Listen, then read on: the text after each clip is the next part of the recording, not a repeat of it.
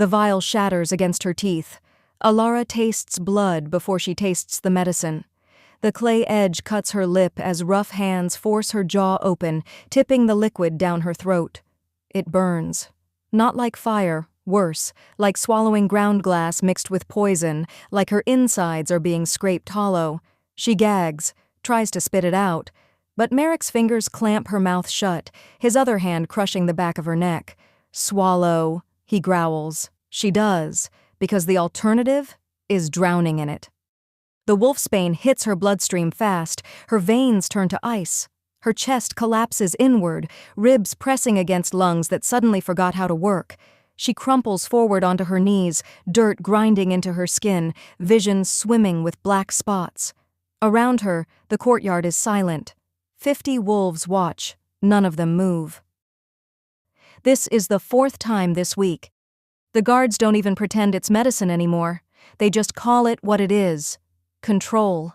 A daily reminder that she's property, that her body isn't hers, that whatever lives inside her needs to stay buried. Alara presses her forehead to the cold stone, trying not to scream. The pain always passes. It just takes time. But today, something feels different. Today, the hollow place where the wolfsbane does its work, the place that's supposed to stay empty, pulses, once, twice, like a heartbeat waking up after years of sleep. She lifts her head slowly. Her vision clears. She can see sharper now, clearer than she should. Every crack in the stone, every bead of sweat on Merrick's neck, every breath from the watching wolves, their chests rising and falling in perfect rhythm. Her own heartbeat is too loud. It echoes in her ears, fast and wild and wrong. Merrick steps back, satisfied. Get up. The Alpha King arrives within the hour. If you embarrass this pack, I'll make sure you regret surviving today. The Alpha King. The words drop like stones into water, sending ripples through the crowd. Wolves shift their weight. Servants duck their heads lower. Even Merrick's jaw tightens.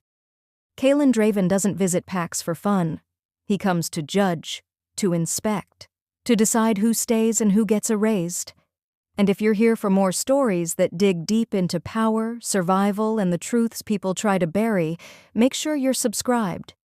Because what happens next changes everything. Alara forces herself upright. Her legs shake, but they hold. She wipes blood from her lip with the back of her hand and keeps her eyes on the ground. That's the rule. Servants don't look up. Servants don't speak unless spoken to. Servants survive by being invisible. But that heartbeat inside her won't stop. It's getting louder. She's never felt this before. This pressure building behind her ribs, like something's trying to claw its way out from the inside. The wolfsbane should have crushed it by now, should have drowned it completely. Instead, it's waking up. Seren appears at the edge of the courtyard, dressed like she's meeting royalty instead of enduring it. Her dark hair is pinned with silver, her dress cut to show power and beauty in equal measure. She scans the assembled wolves with cold satisfaction. Then her gaze lands on Alara. Her smile is sharp. Still breathing? How disappointing. Alara doesn't respond. She learned years ago that words only make it worse. Seren moves closer, her heels clicking against stone. My father tells me the Alpha King wants to see every wolf, every single one. She pauses, letting the words settle. Even the broken ones. The courtyard goes still. Alara's pulse spikes. She's never shifted, never felt the change, never proven she's anything more than dead weight the pack keeps around out of some twisted sense of mercy. If the Alpha King demands a shift, she'll fail. And failure in front of royalty doesn't end with another dose of wolfsbane. It ends with execution. Seren leans in close, her voice dropping to a whisper only Alara can hear. I wonder what he'll do when he realizes you're nothing. Then she's gone, gliding back toward the main hall, leaving Alara standing alone in a courtyard full of wolves who would kill her if given permission. The bells ring, 3 long tones. He's here. Alara's hands curl into fists at her sides. That thing inside her, the one that's supposed to stay quiet, thrashes against the wolfsbane's hold, and for the first time in 5 years, she's not sure it's going to stay down. The iron gates swing open. The Alpha King walks like he owns gravity itself. Kalin Draven doesn't march, doesn't rush. He moves through the courtyard with the kind of calm that makes every wolf present hold their breath, tall enough to block out the sun, broad enough to fill a doorway without trying. His coat is black leather, worn soft at the edges, and his boots barely make a sound against stone, but it's his eyes that stop her heart. Cold, gray, sharp as winter ice. He sweeps his gaze across the courtyard, taking in the assembled pack with the precision of a man who's decided the fate of hundreds. Thousands, maybe. His guards fan out behind him, 6 of them, armed, silent, and watching everything. Alpha Drake steps forward first, inclining his head in submission. "Alpha King, Obsidian Shadow Pack welcomes you." Kalin doesn't acknowledge the greeting. His attention is already moving past Drake, cataloging faces, measuring wolves, searching for something. "Line up," he says. His voice doesn't rise. It doesn't need to. "Every wolf, now." The pack scrambles into formation. Warriors in front, their backs straight and jaws tight. Ranked wolves in the middle, trying to look strong. Servants and omegas in the back, heads down, shoulders hunched. Alara presses herself into the rear line, wedged between 2 other servants who won't look at her. She keeps her gaze locked on the ground, counting stones, counting breaths, counting anything except the seconds until this is over. But that heartbeat inside her won't stop. It's louder now, faster, like something's trying to punch through her ribs from the inside. Kalin starts his inspection at the front. He walks slowly, pausing in front of warriors, asking questions in that quiet, deadly voice. Most wolves stumble over their answers. A few manage to hold his gaze for more than 3 seconds. None of them look comfortable. He's halfway through the second row when he stops. Turns, looks directly at the back line. Alara's stomach drops. "Bring the servants forward," Kalin says. Merrick steps in, his expression tight. "Alpha King, they're not—" "Forward." The single word cracks through the air like a whip. Merrick's jaw clenches, but he gestures sharply. The servants shuffle forward, Alara among them, her pulse hammering so hard she's sure everyone can hear it. Kalin studies them. His gaze moves from face to face, clinical and cold, until it lands on her. He stops. For 3 seconds, neither of them moves. Then his eyes narrow, just slightly, like he's seeing something no one else can. "You," he says. "Step forward." Alara's legs lock. She can't move, can't breathe, can't do anything except stand there while every wolf in the courtyard turns to stare. "Now." She steps forward. Her knees almost give out, but she forces them to hold. Kalin circles her slowly. She can feel his gaze on her skin, assessing, measuring. When he stops in front of her again, he's close enough that she can smell him, pine and winter air and something sharper like metal before a storm. "What's your name?" he asks. "Alara." Her voice comes out barely above a whisper. "Look at me." She lifts her head, meets his eyes. They're colder up close. But there's something else behind them. Calculation. Like he's solving a problem only he can see. "You've never shifted," he says. Not a question. "No, Alpha King." "Why not?" Her throat tightens. "I can't." "Can't." He repeats the word slowly. "Or won't." "Can't. I've tried. There's something wrong with—" "Open your mouth." Alara freezes. Kalin's expression doesn't change. "Open your mouth." She does. Her jaw trembles as she parts her lips. He leans in, close enough that she can feel his breath against her skin. He's not looking at her teeth. He's breathing in, scenting her. His eyes flash, just for a second. Then his face goes carefully blank. He steps back, turns to Merrick. "She's been dosed." The courtyard erupts into whispers. Merrick's face hardens. "Alpha King, the girl is sick. She requires medicine to—" "Medicine." Kalin's tone could freeze blood. You've been poisoning her. We've been treating her. With wolfsbane. Silence. Merrick's jaw works. She's unstable, dangerous. The suppressants keep her quiet, Kalin finishes. Manageable? Broken? He looks back at Alara. Something shifts in his expression, not sympathy, but something harder, colder. Remove the suppressants, he says. Alara's heart stops. Alpha King, that's not... Remove them, now. Merrick doesn't move. Around the courtyard, wolves shift nervously. Servants press closer together. Even Drake looks uncertain. Kalin's dominance rolls out in a wave that brings half the pack to their knees. That's an order. Alara's chest tightens. The hollow place inside her, the one the wolfsbane keeps empty, suddenly floods with pressure. Not pain. Pressure. Like something massive is pressing against the inside of her skin, demanding space. She gasps, doubles over, no one moves to help her. Kalin watches, waiting. The pressure builds and builds and builds until something inside her cracks, not bone, something deeper, and the voice she's been drowning for 5 years screams one word. Enough. The world explodes into white-hot fire. Alara's spine arches. Her bones crack, not breaking, reshaping. Muscles tear and knit back together in the span of a single breath. Her skin burns. Her blood boils. And every nerve in her body lights up at once. She screams. But the sound that comes out isn't human. It's a howl. Raw and wild and furious. Her vision blurs. The courtyard tilts and spins. She's on her hands and knees, except they're not hands anymore. They're paws. White paws. Massive paws that press into stone hard enough to crack it. The shift rips through her like a storm. 5 years of suppression breaking all at once. 5 years of chains shattering. 5 years of poison burning away in a single brutal second. And then it's over. Alara opens her eyes. The world looks different, sharper, brighter. She can see every detail, the grain in the stone, the sweat on a warrior's neck 20 feet away, the way light catches on Kalin's coat. She can hear heartbeats, dozens of them, fast and frantic and terrified. She can smell fear. She looks down.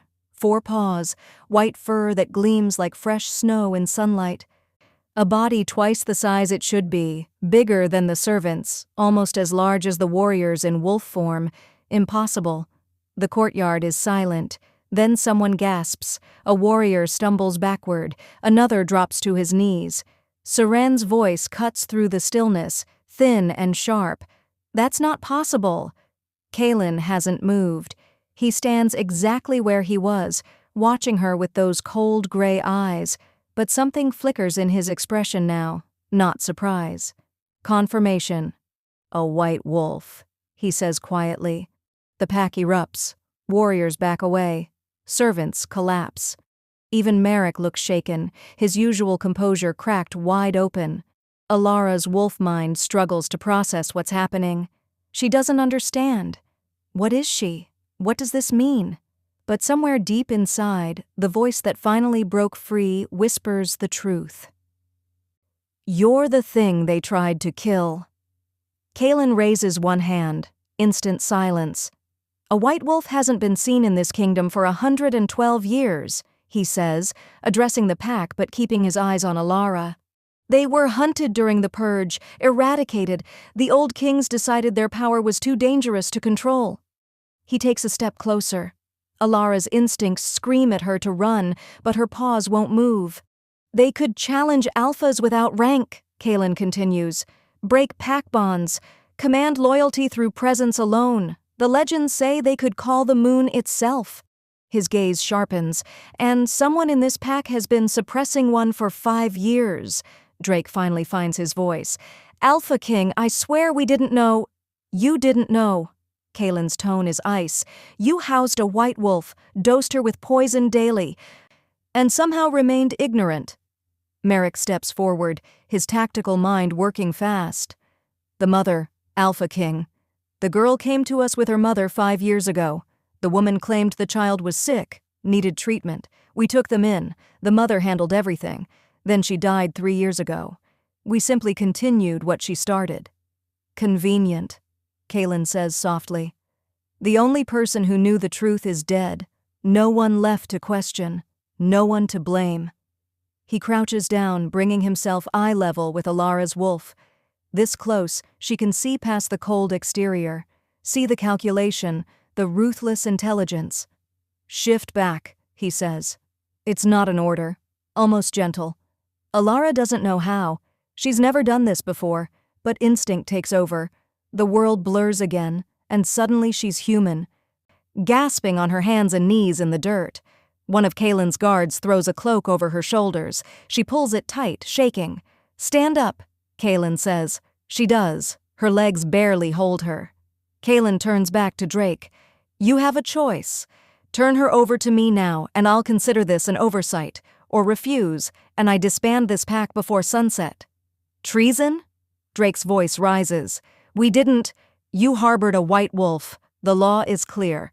All white wolves are to be reported immediately. The penalty for concealment is death." He pauses. "But I'm willing to be merciful. Give her to me." Seren steps forward, her face twisted. "You want to keep her? She's dangerous. You said yourself they were purged for a reason." "I said they were feared, not the same thing." Kalin's gaze dismisses her. "Your concern is noted and ignored." He looks at Alara. "You'll come with me to the capital. You'll learn to control what you are. In return, you'll answer my questions about your mother, about why she hid you." It's not a request. Alara's mind spins. Leave with him, with the Alpha King who could kill her without effort, or stay here, where Merrick and Seren will make her disappear the moment he's gone. No choice at all. "Yes, Alpha King," she whispers. "You have 10 minutes. Gather your things." He gestures to his guards. "Escort her. Don't let her out of your sight." Merrick steps into their path, his face carefully blank. "Alpha King, surely there's no need to rush. 9 minutes now." Merrick's jaw clenches, but he steps aside as the guards move toward her. Kalin's voice drops, quiet enough that only Alara and those closest can hear. "Someone in this pack knew exactly what you were," he says, "and they've been hiding you for a reason." His eyes sweep the courtyard, landing on faces that suddenly won't meet his gaze. The question is who, and what they're planning to do now that you've been found. Merrick's face goes stone cold. "Alpha King, with respect, the girl's mother was the one who—" "Stop!" Kalin's voice cuts through the air like a blade. "I've heard enough excuses. Someone in this pack made a deliberate choice to keep her hidden, to dose her daily, to ensure she never discovered what she was." His gaze sweeps across the assembled wolves. That level of commitment doesn't come from ignorance, it comes from fear. Drake steps forward, his hands raised in a gesture meant to calm. "Alpha King, I give you my word, we had no knowledge of what she truly was. If we had known, we would have reported it immediately." "Would you?" Kalin's tone is ice. "Or would you have done exactly what you did, kept her weak, kept her controllable, and hoped no one would ever look closely enough to notice?" The silence that follows is thick enough to choke on. Alara stands frozen, the cloak wrapped tight around her shaking body. Every eye in the courtyard is on her now. Not with pity, but with something worse. Calculation. Like they're all trying to figure out how much danger she represents. Seren moves closer, her voice dripping venom. "She's a threat, Alpha King. You said it yourself. White wolves were destroyed for a reason. They destabilized packs, started wars. How do we know she won't do the same?" Kalin doesn't even glance at her. "You don't." The courtyard erupts into whispers. Warriors shift closer together. Servants press back against the walls. Even Merrick looks uncertain now, his usual confidence cracking at the edges. Kalin turns back to Alara. Then, in a move that shocks every wolf present, he kneels. Not a bow, not submission, but low enough that his eyes are level with hers. "You have 2 choices," he says quietly. "Come with me to the capital, live under my protection, learn what you are, and stay alive. He pauses. Or stay here, and I guarantee you won't survive the week. Alara's throat tightens. That's not a choice. No, he agrees. It's not. But I'm giving you the illusion of one anyway. His eyes hold hers, cold, calculating, but not cruel. There's something else behind them now, something that almost looks like understanding. They'll kill you, he says, low enough that only she can hear. The moment I leave, they'll find a way to make you disappear, because you're proof that they failed. Proof that something survived the purge, and powerful people don't like being reminded of their failures. Alara's hands curl into fists beneath the cloak. And what happens if I go with you? What does protection from an Alpha King cost? For the first time, something that might be respect flickers across his face.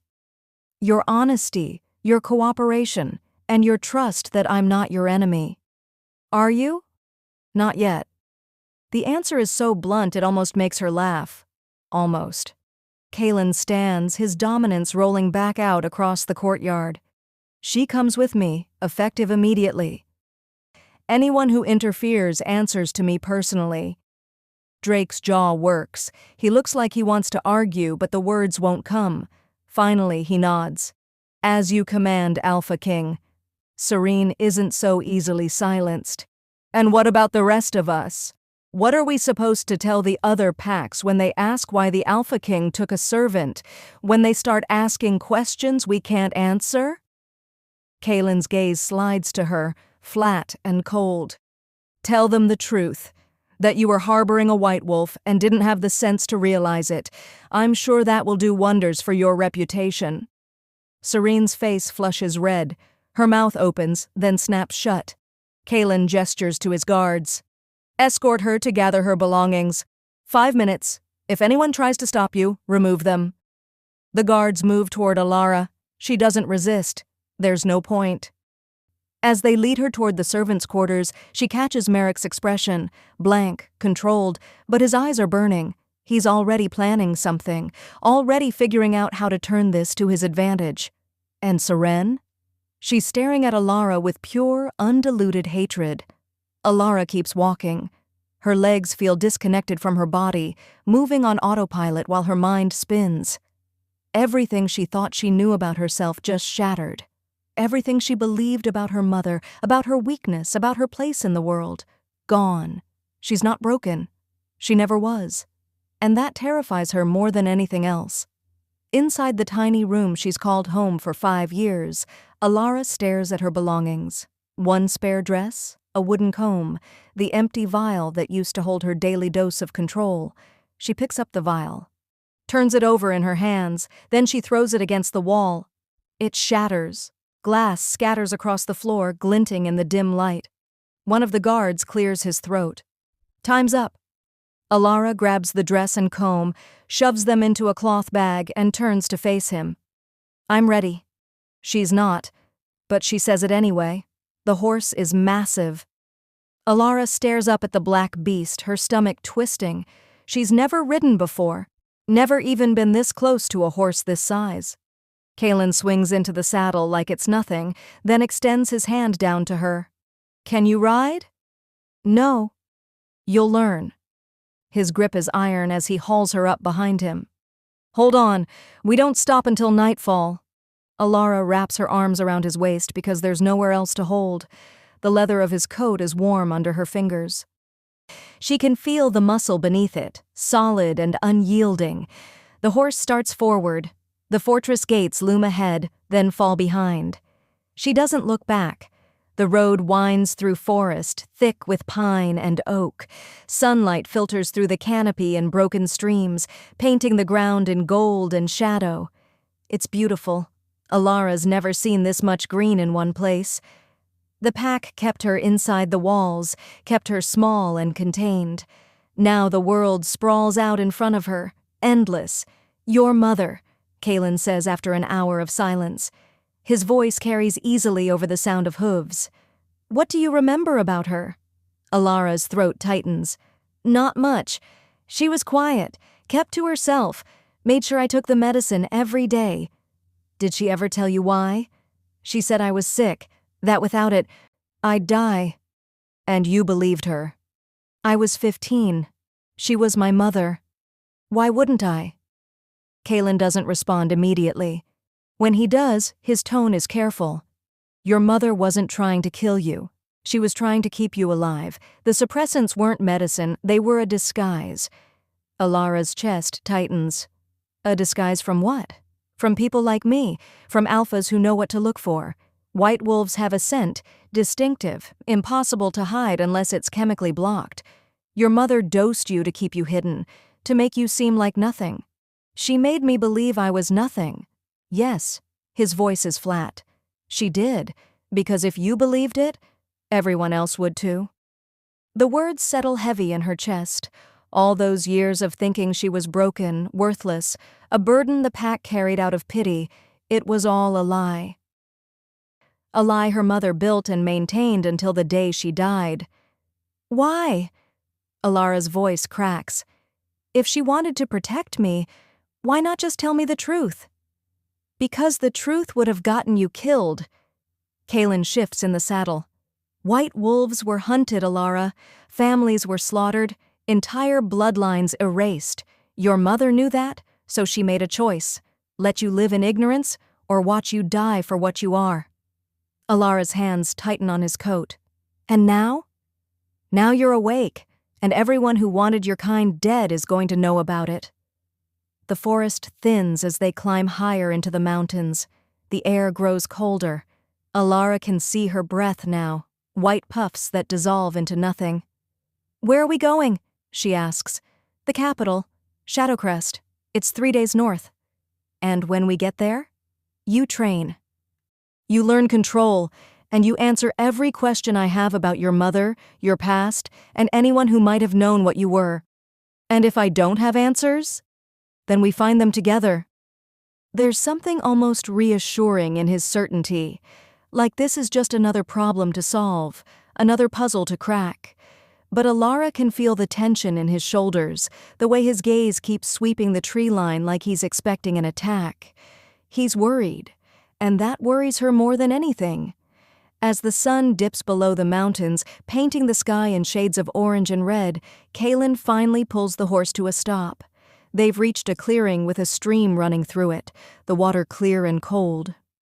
We camp here tonight, he says, dismounting. He reaches up to help her down. Alara's legs nearly buckle when her feet hit the ground. 8 hours in the saddle. Every muscle in her body is screaming. Kalin notices. You'll get used to it. Will I? You don't have a choice. His guards set up camp with efficient silence, bedrolls, fire, watch rotation.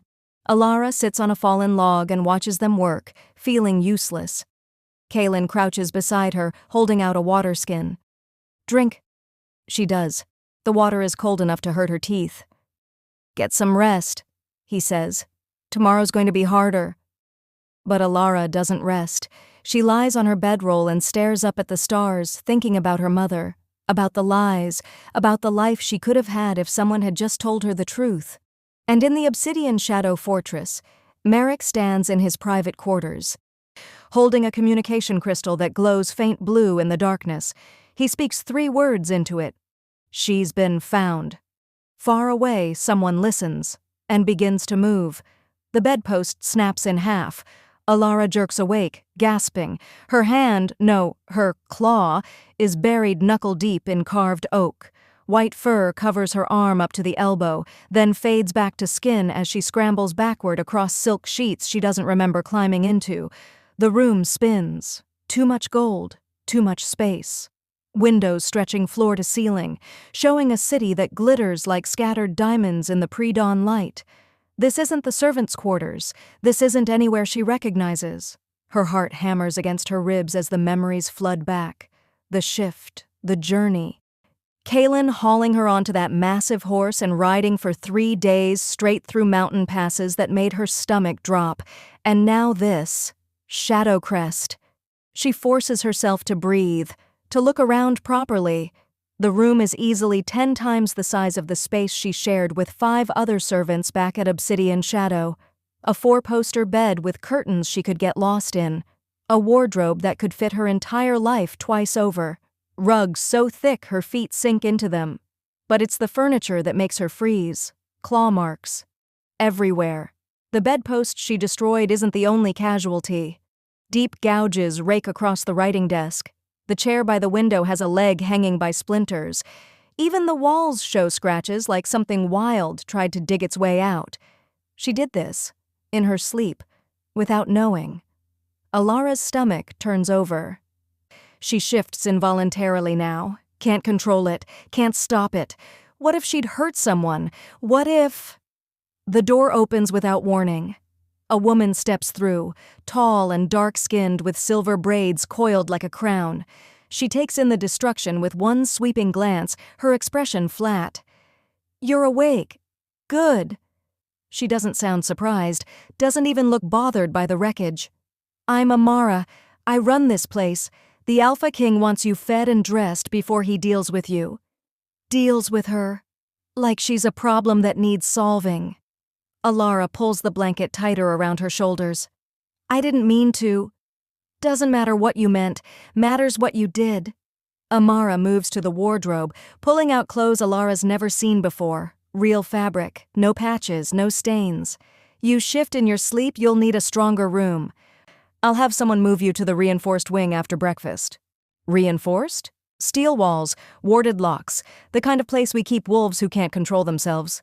Alara drops the clothes on the bed. "Bathroom's through there. You have 20 minutes. Don't make me come back." She leaves before Alara can respond. The silence that follows feels like pressure against her skull. She's not a guest here. She's cargo, something dangerous that needs to be contained until they figure out what to do with her. Alara stands on shaking legs and makes her way to the bathroom. It's larger than any room she's ever slept in. A tub big enough to drown in. Mirrors that show her exactly what she looks like. Hollow-eyed, bruised, with her mother's face staring back. Her mother who lied, who poisoned her daily. Who died without ever telling the truth. The water runs hot. Alara scrubs her skin until it's raw, trying to wash away the feeling of being watched, being measured, being found lacking. When she emerges, dressed in clothes that actually fit, the sun has crested the mountains. Light pours through the windows, turning everything gold. She moves to the glass. Looks down. The city stretches in every direction, alive with movement even this early.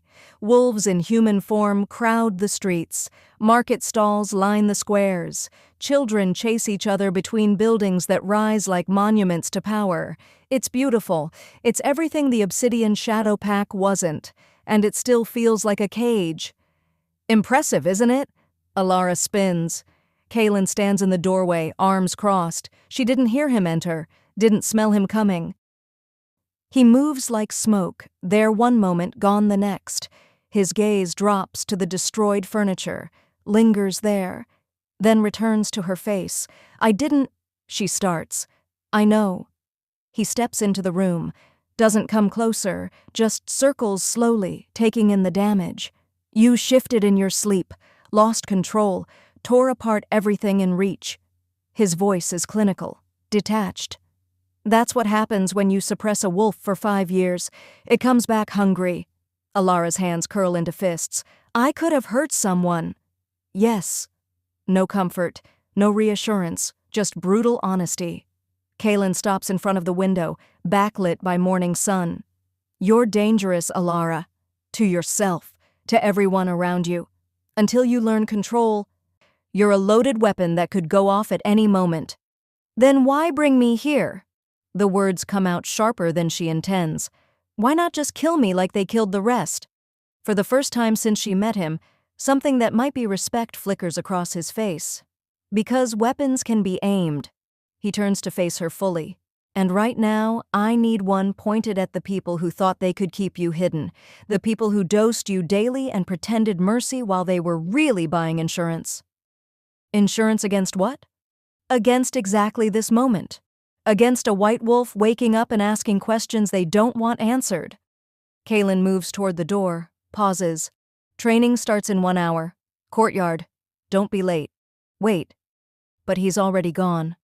Alara stands alone in her golden cage, surrounded by evidence of her own lack of control, and realizes something that makes her chest tighten. She's not safe here. She's just useful. And the moment she stops being useful, Kalin will do what every other alpha before him did. He'll put her down. The door opens again. This time it's Amara, carrying a tray of food that smells better than anything Alara's eaten in years. "Eat," she says, setting it down. "You'll need your strength." "For what?" Amara's expression doesn't change, but something in her eyes shifts, almost like pity. "For surviving what comes next." She leaves. The door clicks shut, and Alara stares at the breakfast she can't bring herself to touch, knowing that somewhere in this massive palace, Kalin is already planning her next test, already deciding if she's worth keeping alive. The food sits untouched as she moves back to the window, watches the city wake up, watches wolves live their lives without fear, without chains, without daily poison burning through their veins. She's free now, isn't she? So why does it feel like she just traded one kind of prison for another? Outside, the sun climbs higher. The city blazes with light and life and possibility. And somewhere below, in a courtyard she hasn't seen yet, Kalin is waiting. The door opens one final time. A guard she doesn't recognize. "It's time," he says. "The Alpha King doesn't like to be kept waiting." Alara follows him out, down hallways that twist and turn like a maze, past servants who stop and stare, past warriors who step aside with expressions that range from curiosity to outright fear. They know what she is now. Everyone knows. The courtyard, when they finally reach it, is nothing like the cramped training ground at Obsidian Shadow. It's massive, open air, surrounded by stone walls twice her height, with guards posted at every entrance. And in the center, arms crossed and expression unreadable, Kalin waits. He looks at her, then at the sky, then back to her. "Good, you're starting to understand what you are." Alara hits the ground so hard her teeth crack together. Pain explodes through her jaw, through her shoulder where she landed wrong, through every part of her that's already bruised from the last 6 times Kalin made her shift and then immediately shift back. "Again," he says. No sympathy, no pause, just that single word delivered like a blade. She tries to push herself up. Her arms shake, her vision blurs at the edges. She's been at this for 2 hours and her body is screaming for rest. "I can't." "You will." Kalin crouches beside her, doesn't offer a hand, just watches her struggle. "Your wolf doesn't get tired, only your human mind does, so stop thinking and start being." Alara wants to scream at him, wants to tell him this is impossible, that he's pushing too hard, that she's going to break. But she doesn't. Because breaking is what they expect. What everyone back at Obsidian Shadow wanted, proof that she was weak. Proof that keeping her drugged and small was mercy, not cruelty. She forces herself up, ignores the trembling in her legs, focuses on the feeling inside her chest. That wild thing that's been caged for 5 years, that's still learning how to breathe. "Shift," Kalin orders. The world fractures. Bone. Muscle. Skin stretching and reforming. It hurts less than it did the first time, but it still hurts. Still feels like dying and being reborn in the same breath. White fur, 4 paws. The courtyard suddenly sharp and clear and loud. She can hear heartbeats from the guards on the walls, can smell their sweat, their fear, the metal of their weapons, can taste the morning air like it's something solid on her tongue. "Hold it," Kalin says. "Don't let go." She holds. Seconds stretch. Her wolf wants to move, to run, to test this body that finally feels right. "Back," Kalin commands. The shift reverses. She's human again on her hands and knees, gasping. "Again! Please! Again! Wolf! Human! Wolf! Human!" Over and over until she loses count, until the shifts start happening faster, smoother. Until the pain becomes background noise instead of all-consuming fire. Finally, when her vision is starting to gray at the edges, Kalin raises one hand. "Enough." He studies her like she's something under glass.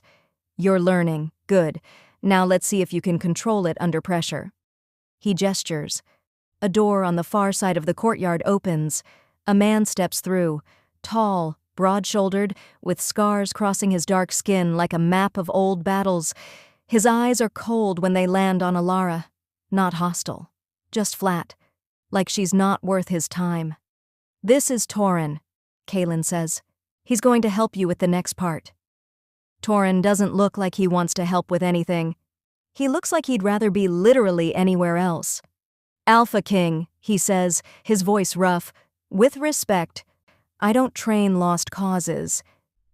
Kalin's expression doesn't change. She's not a lost cause. She's a white wolf who doesn't know her own strength yet. Teach her before she kills someone by accident. "And if she kills me by accident? Then I'll find someone else." No hesitation, no concern. "But you won't die. You're too stubborn for that." Torin's jaw clenches. He turns to Alara, and the look in his eyes makes her want to back up.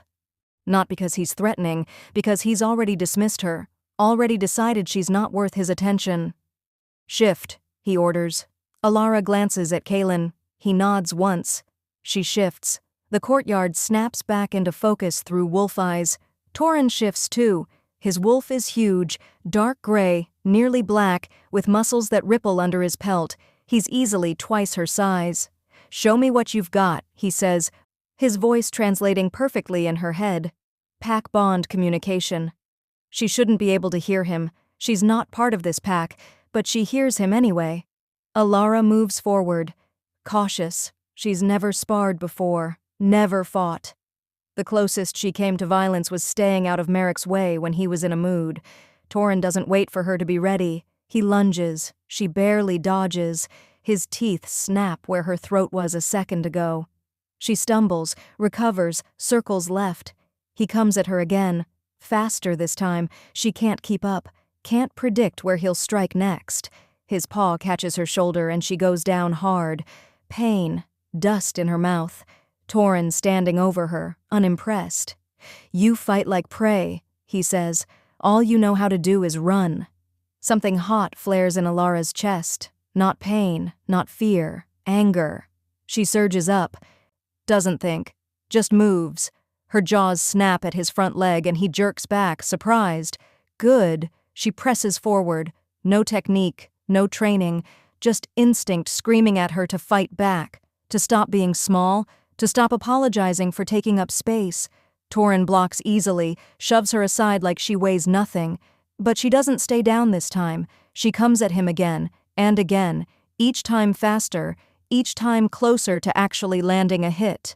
The anger builds, hot, wild, a voice inside her head that sounds like her own but sharper, older, furious. Stop holding back, stop being afraid, make him kneel.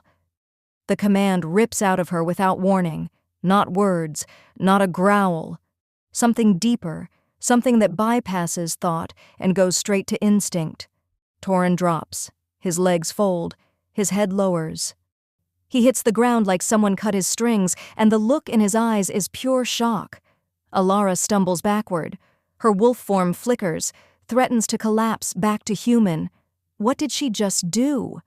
Around the courtyard, guards shift nervously. Hands drift toward weapons. Heartbeats spike. They're afraid. Of her. Torin forces himself back up, shaking. His wolf is trembling. Not from exhaustion, from something else. What the hell was that?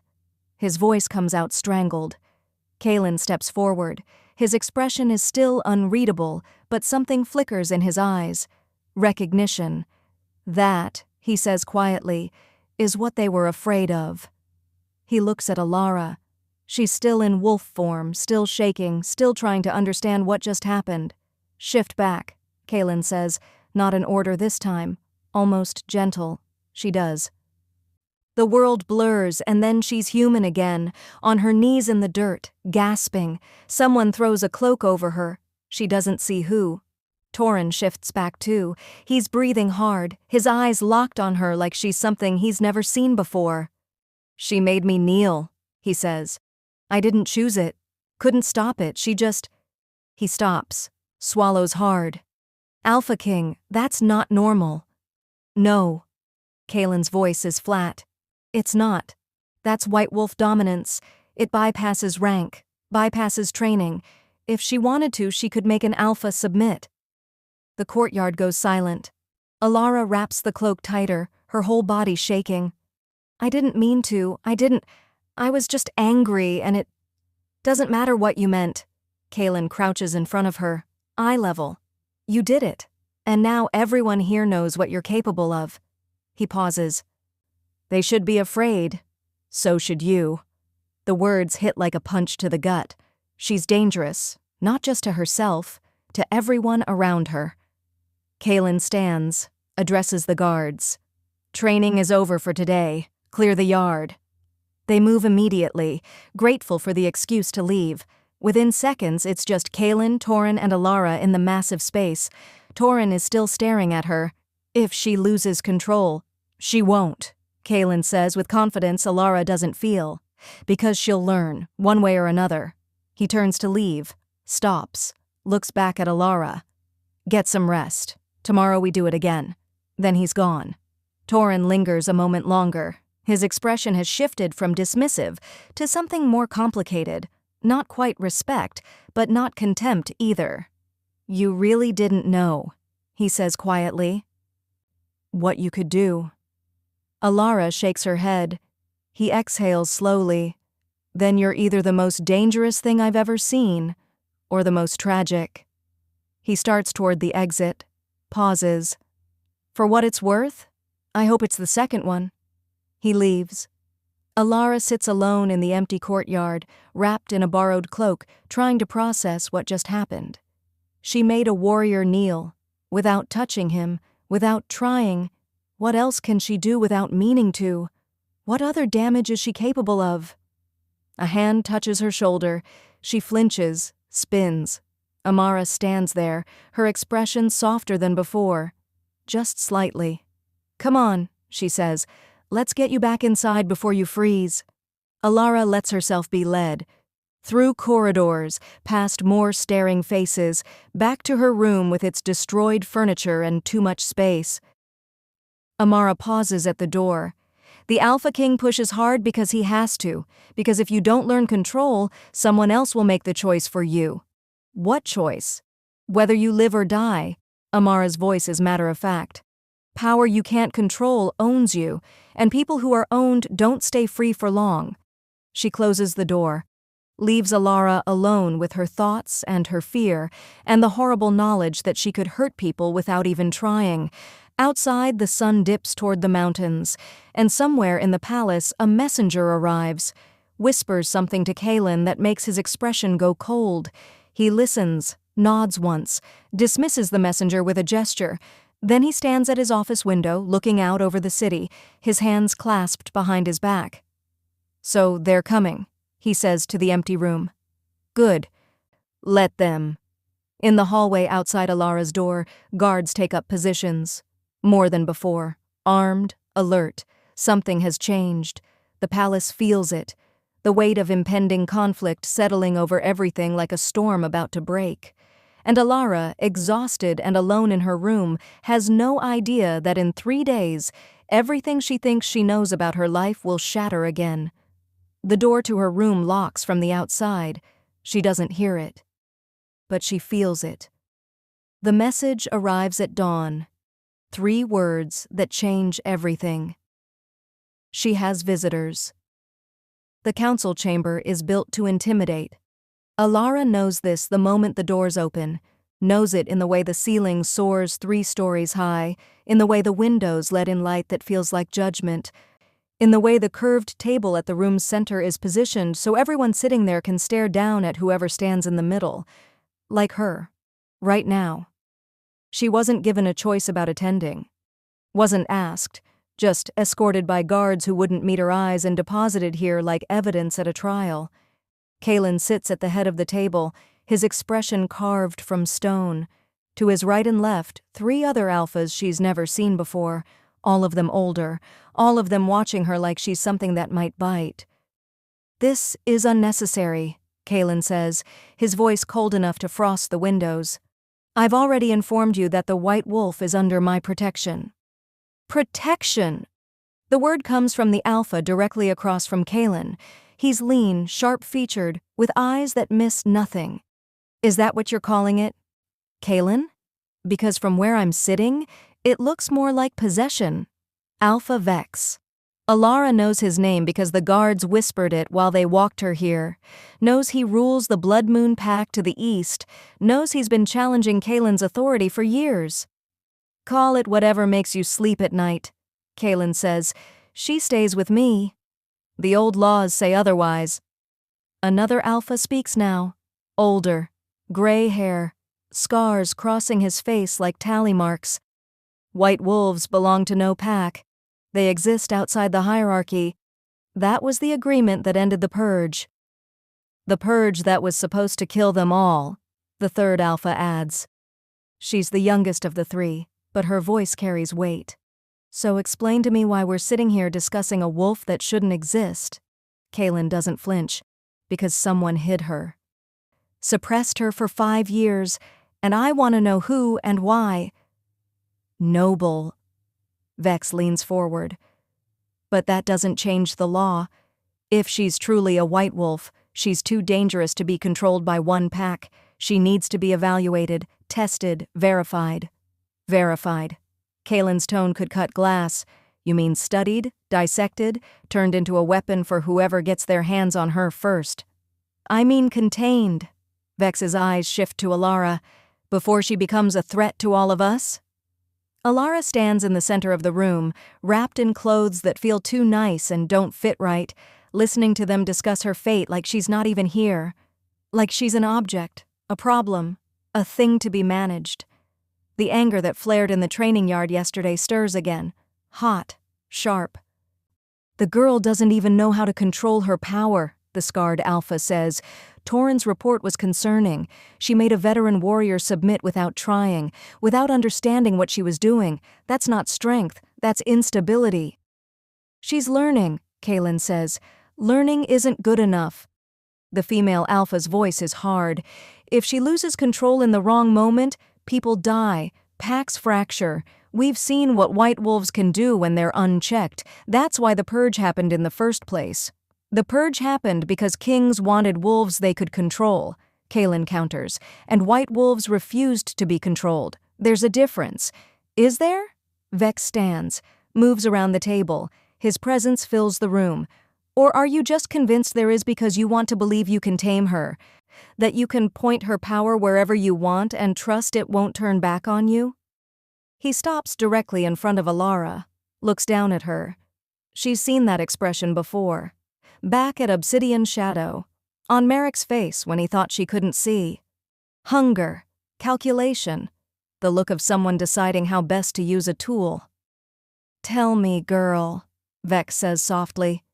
Do you even know what you are? What you're capable of? Alara meets his eyes, doesn't look away. I'm learning. Learning. He smiles. It doesn't reach his eyes. That's not an answer. It's the only one I have. Something flickers across his face, surprise maybe, like he expected her to cower. She's done with cowering. The law is clear, Vex says, turning back to Kalin. White wolves must be reported, evaluated, registered. You can't just claim her and expect the rest of us to accept it. I don't need your acceptance, Kalin says. I need your compliance. The temperature in the room drops. That sounds like a threat, the female alpha says quietly. It's a statement of fact. Kalin doesn't move, doesn't need to. His dominance radiates outward like heat. She stays with me, under my supervision. If you have concerns, bring them to me. But if you try to take her by force, you'll discover exactly how far I'm willing to go to protect what's mine. What's mine? The words settle over Alara like chains. She's not a person to him either, just a different kind of property. More valuable, maybe, but still owned. The anger burns hotter. This isn't protection, Vex says. This is possession. And the moment you slip, the moment she becomes more trouble than she's worth, you'll do what every alpha before you did. You'll put her down. That's enough. Kalin's voice cuts through the room like a blade. But Vex isn't finished. Or maybe you won't. Maybe you'll try to use her, point her at your enemies, see what damage she can do. That's what this is really about, isn't it? You found a weapon and you're keeping it for yourself. Alara's hands curl into fists.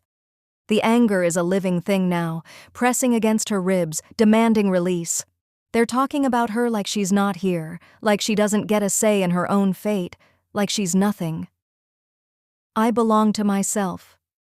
The words come out quiet, but they cut through the argument like thunder.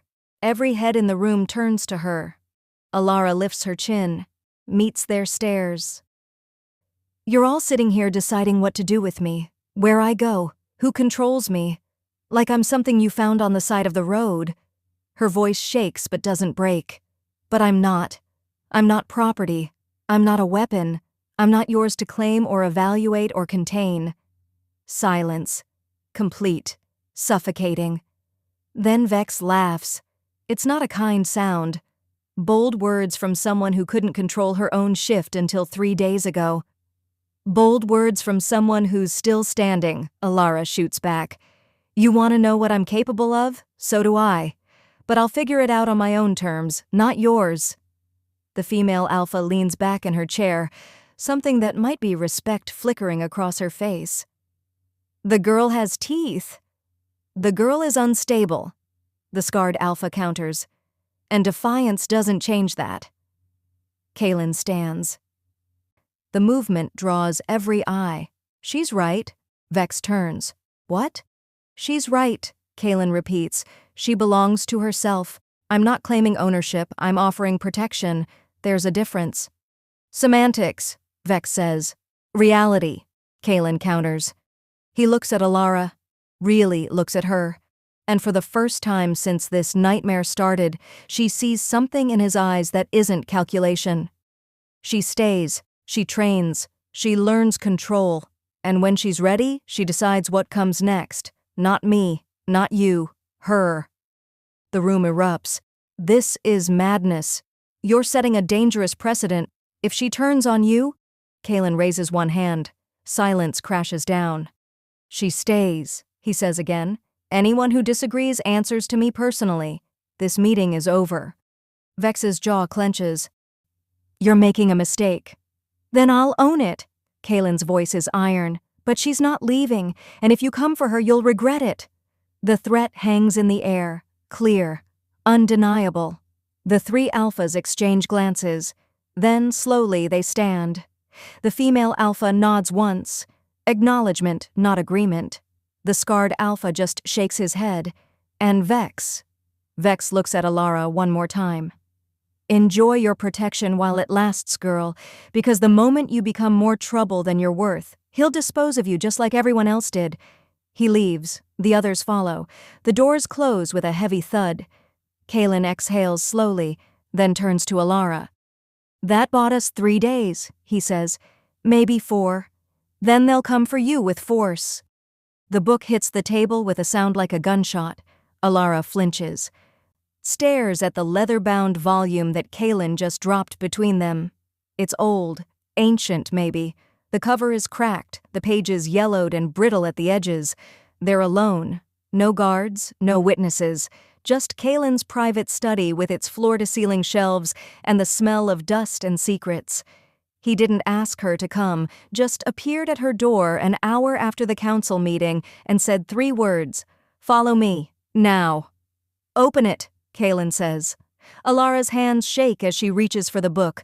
The leather feels wrong under her fingers, too smooth, too cold. She opens to the page he's marked, sees a name written in careful script. Elena Whitefang.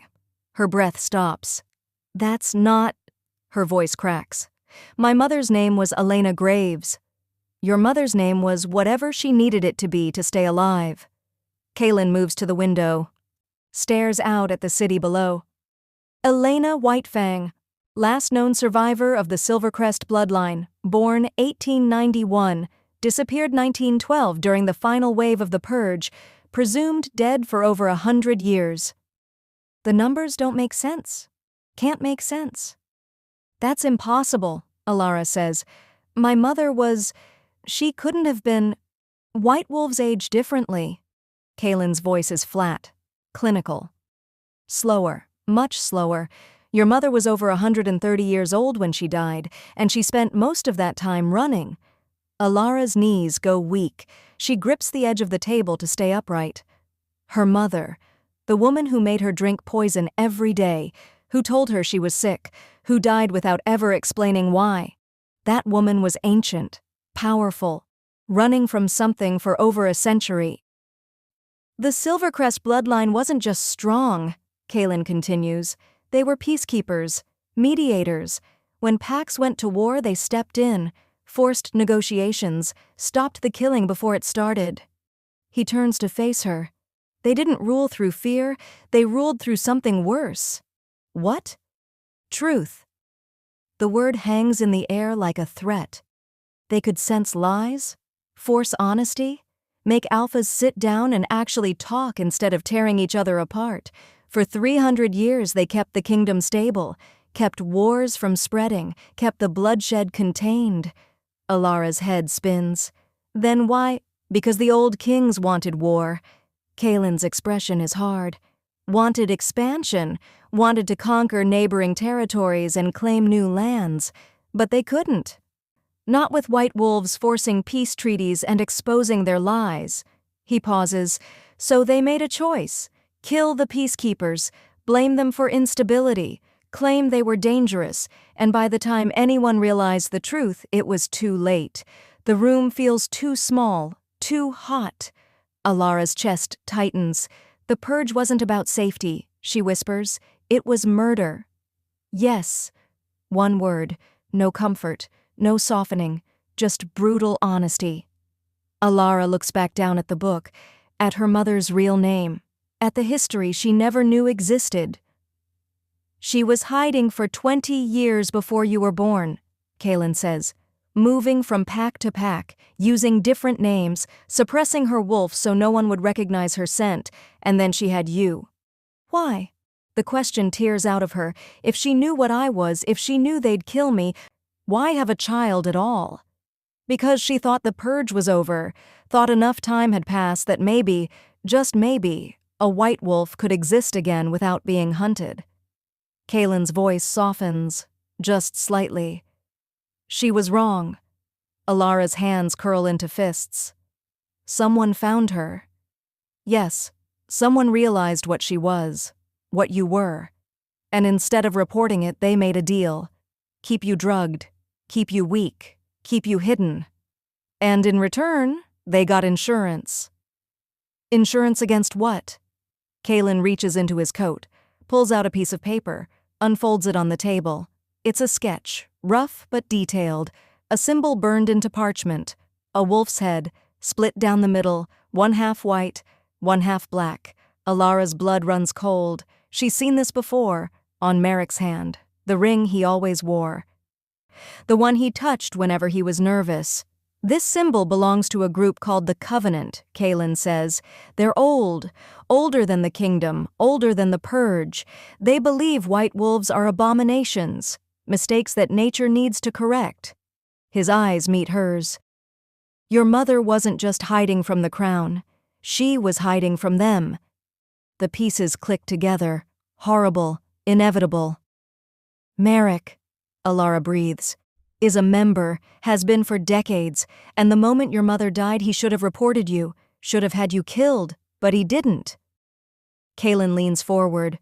Why? What's worth keeping a white wolf alive when your entire organization exists to destroy them? Alara can't answer, can't think past the roaring in her ears.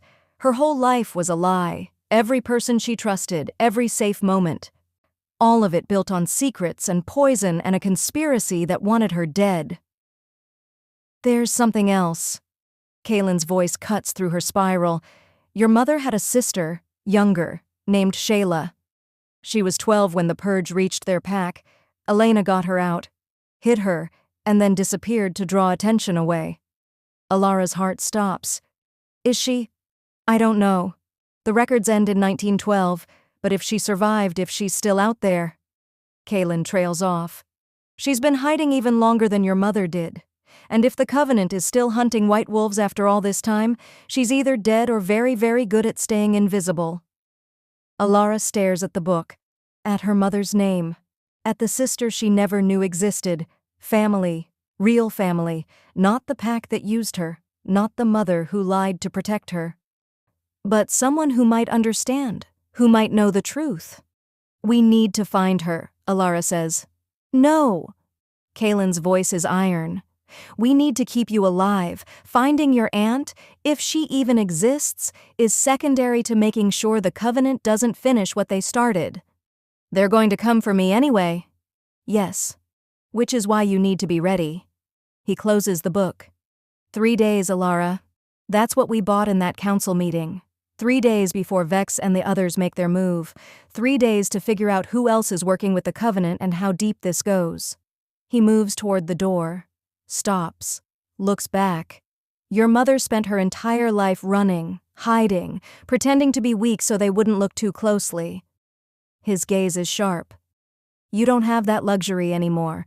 Everyone knows what you are now. So the question is, what are you going to do about it? He leaves, the door closes, and Alara stands alone in the study, surrounded by books full of histories she was never supposed to learn. Her mother had a sister. The Covenant wants her dead. Merrick is part of something bigger than one pack's cruelty. And somewhere out there, hidden in the spaces between packs and kingdoms, other white wolves might still exist. The truth her mother died to protect is unraveling. Thread by thread, lie by lie. And Alara has no idea if she's strong enough to survive what comes next. The garden shouldn't exist. Alara finds it by accident, can't sleep, can't stop thinking about her mother's real name, about the sister she never knew, about the conspiracy that spans generations. So she walks, through hallways, downstairs, until she pushes open a door that shouldn't be unlocked and steps into something impossible. Stone wolves, dozens of them, scattered through an overgrown garden that looks like no one's touched it in decades. Vines crawl up their legs, moss covers their backs, but their eyes, carved from some white stone that catches moonlight, seem to follow her as she moves between them.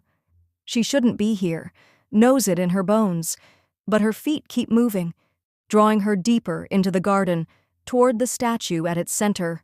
A white wolf, larger than the others, more detailed, every muscle carved with precision, every strand of fur visible in the stone, and at its base, words in a language she doesn't recognize. Alara's hand reaches out before she can stop herself. Her fingers brush the inscription, "The world shatters." Light explodes behind her eyes. Images flood her mind faster than she can process. White wolves running through forests she's never seen. Dozens of them, hundreds, their fur glowing in moonlight like stars brought to earth. A city. Stone towers. Wolves in human form, walking streets that don't exist anymore. Then fire. Screaming. Wolves torn apart by claws and teeth and weapons forged from silver. Blood soaking into ground that tries to reject it. Children dragged from their mother's arms. Executions in public squares while crowds cheer. The purge. Not as history. As lived memory. And through it all, a woman. Dark-skinned. Beautiful. Familiar in ways that make Alara's chest ache. Her mother, but younger. So much younger. Running with a child in her arms. A girl no older than 12. Hiding in cellars and caves and abandoned buildings. Always moving. Never stopping. The vision shifts. A tower. Black stone. Rising from wasteland like a knife through skin. No windows, no doors. Just smooth walls that seem to drink in light. Inside, darkness and movement. Shapes that are almost wolves but not quite. Eyes that glow white in the black. Whispers, dozens of voices speaking as one. Not all of us died. The vision breaks. Alara hits the ground hard. Her nose is bleeding, hot liquid dripping onto stone. Her hands shake as she tries to push herself up. What the hell did you just do? She jerks her head up. Kalin stands at the garden entrance, his expression caught between alarm and fury. He's across the space in seconds, crouching beside her. I touched the statue and... The words come out broken, gasping. Kalin's hand grips her chin, tilts her head up, examines her eyes. Your pupils are blown, and you're bleeding. He swears under his breath. This garden has been sealed for 50 years. How did you even get in? The door was open. It's never open. He pulls her to her feet. What did you see? Alara's legs threaten to give out. She grabs his arm for balance. The purge. My mother. A tower. There were wolves inside. White wolves. And they were... She stops. Tries to find words for what she felt. They were waiting. Kalin goes very still. What tower? I don't know. Black stone. No way in or out. It was... The image flashes behind her eyes again. It was calling to them, to the wolves, like it was gathering them. Describe it. His voice is sharp now, urgent. She does. Every detail she can remember. The wasteland. The smooth walls, the feeling of age radiating from the stone. Kalin's expression shifts from concern to something close to fear. Real fear. The first time she's seen him rattled. That's the hollowing, he says quietly. It's been sealed for over a century. Nothing's supposed to be inside, nothing living anyway. Well, something is. Alara's hands won't stop shaking. And it knew I was watching. They all turned to look at me at once, like they could see through the vision, like they knew exactly where I was. Kalin releases her, runs a hand through his hair, paces 3 steps, stops. If the hollowing is waking up, if there are white wolves inside, he cuts himself off. Looks at her. Did they say anything? The voices you heard? They said, not all of us died. Alara wraps her arms around herself. The night air feels too cold now. And something about a gathering, like they were waiting for something, or someone. Kalin's jaw clenches. They're calling to you. What? White wolves are connected. It's part of what made them so effective as peacekeepers. They could sense each other across distances, communicate without words, form bonds that went deeper than pack. He moves back to her. If there are others alive, if they've been hiding all this time, your awakening would have sent out a signal, like a beacon. Alara's chest tightens. You're saying they know I exist. I'm saying they're reaching out, testing, trying to see if you'll answer. His expression hardens. And if they're in the hollowing, that means they've been trapped there since the purge, over 100 years, alone, in darkness, with nothing but rage and hunger to keep them company. The implication settles over her like ice water. They're not trying to save me, she whispers. No, Kalin's voice is flat. They're not. Somewhere far to the south, beyond mountains and forests and territories marked by blood, the hollowing stands silent, has stood silent for generations, waiting. Inside, eyes open, one pair, then another, then dozens, white light in absolute darkness. A voice speaks, old, patient, hungry. The first has been found. Begin the gathering. Movement in the black. Shapes uncurling from centuries of stillness, claws scraping stone, teeth that haven't tasted flesh in over 100 years clicking together in anticipation. They were sealed away, locked in darkness, forgotten by everyone except those who knew to fear them. But they never died. They just waited. And now, finally, one of their kind walks free, unprepared, untrained, perfect. In the garden, Alara presses her hand to her chest, feels something she can't explain, like threads of light connecting her to places she's never been, to wolves she's never met. The pull is gentle now, curious, testing, but underneath it, she feels something else. Hunger. They want something from me, she says. I can feel it, like they're pulling, trying to draw me toward them.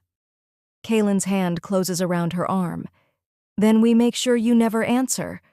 Because whatever's in that tower, whatever survived the purge and got locked away. He stops, swallows hard. They're not the white wolves your mother told you about. They're what white wolves become when they're broken, twisted, left with nothing but rage. Alara meets his eyes, sees real fear there, not for himself, for her. What do they want? Her voice barely rises above a whisper. Kalin's grip tightens. The same thing they've always wanted, to finish what the purge started, but this time, they're the ones hunting. The garden is silent. The stone wolves stare with blank eyes. And somewhere deep inside Alara, in a place she can't reach, can't control, something responds to the call. Weak, barely there, but present. The truth her mother died to protect is unraveling. The wolves that were supposed to be extinct are waking up, and somewhere in the darkness, they're waiting for her to answer the call. Because she's not just a survivor. She's the key to something that's been locked away for over a century. Something that should have stayed buried. If you want to see what happens when the hidden truth comes to light, when the past refuses to stay buried, make sure you subscribe and turn on notifications. Because this story is far from over. Drop your thoughts in the comments. What would you do if you discovered your existence was a signal, a beacon calling to something that should never wake up? Share this story. Inspire someone who needs to hear it. Educate others about the power of resilience and the danger of secrets kept too long, because the truth always finds a way out. And when it does, everything changes.